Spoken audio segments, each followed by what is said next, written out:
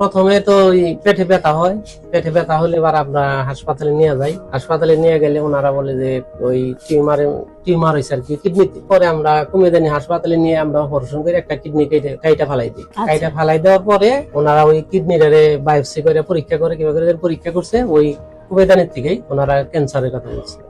ক্যান্সারের ট্রিটমেন্ট দেন, আমাদের এখান তো ক্যান্সারের ট্রিটমেন্ট হয় না। পরে আমি ওই মোবাইলে অ্যাড দেখি, এই গণস্বাস্থ্যর অ্যাড দেখে পরে আমি যোগাযোগ কইরা তারপরে এখান থেকে আমি গত 5 মাস ধরে ওষুধ খাওয়াইতেছি। এখন রোগী কেমন আছে? এখন রোগী আল্লাহর রহমতে খুবই ভালো। আসসালামু আলাইকুম, আমি doctor Tahmina Akter Joya, cancer specialist, Gonoshasthaya homeo. আমি আজকে আপনাদের সামনে এমন একটা কেস উপস্থাপন করব যে কেসের ক্ষেত্রে বা যে রোগের ক্ষেত্রে শুধু বাংলাদেশ নয় সারা বিশ্ব এক কথাই বলে থাকে ক্যান্সার হলে কোনো আনসার নেই। সেই রোগীটা এবং রোগীর পরিবারের প্রত্যেক স্বজন অপেক্ষা করে মৃত্যুর প্রতিটা ক্ষণের বা প্রতিটা দিনের, যে কখন সে মারা যাবে সেই হতাশায় ভুগতে থাকে, সেই টেনশনে থাকে। তো সেই জায়গা থেকে 56 বছর বয়সী একজন পেশেন্ট যিনি ক্যান্সারকে জয় করে এখন সুস্থ স্বাভাবিক জীবনযাপন করছেন, তার কেসটাই আজকে আপনাদের সামনে উপস্থাপন করব। পেশেন্টের নাম হচ্ছে জায়েদা। আমি জায়েদার বিষয়ে জানতে চাইবো, আপনার নামটা? মোহাম্মদ পল্লু মিয়া। আপনার গ্রাম?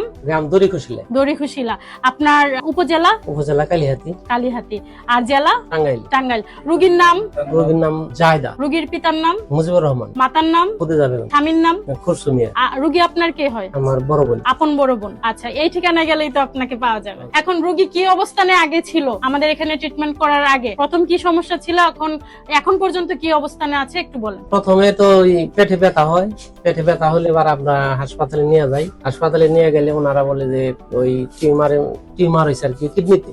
আচ্ছা, কিডনিতে টিউমার হয়েছে। পরে আমরা কুমিল্লা হাসপাতালে নিয়ে আমরা অপারেশন করে একটা কিডনি কাইটা ফালাই দিই। কাইটা ফালাই দেওয়ার পরে ওনারা ওই কিডনিটারে বায়োপসি করে পরীক্ষা করে কিভাবে পরীক্ষা করছে ওই কুমিল্লার থেকেই ওনারা ক্যান্সারের কথা বলছে। আপনারা ক্যান্সারের ট্রিটমেন্ট দেন, আমাদের এখান তো ক্যান্সারের ট্রিটমেন্ট হয় না।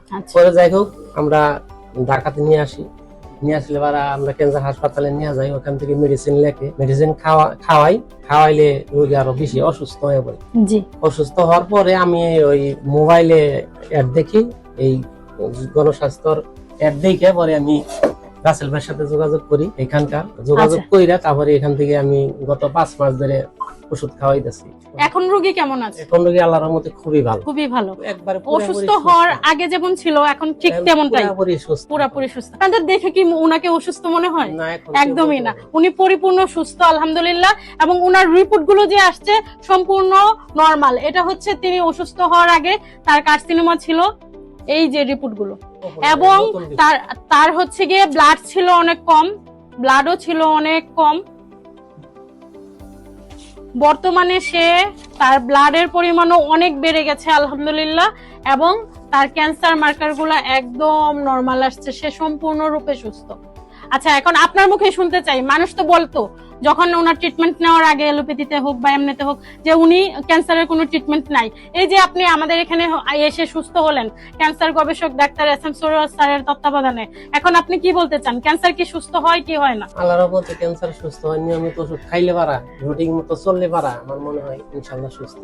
আচ্ছা, আপনার মাধ্যমে সবাইকে আহ্বান জানিয়ে দিব, আপনারা যেই কিডনি, থ্যালাসেমিয়া, ক্যান্সার, এইডস যে কোনো ধরনের ক্রনিক ডিজিজে আক্রান্ত, তারা সবাই সময় লস না করে এবং লক্ষ লক্ষ কোটি কোটি টাকা নষ্ট না করে অতি দ্রুত চলে আসবেন আমাদের এখানে। ধন্যবাদ সবাইকে।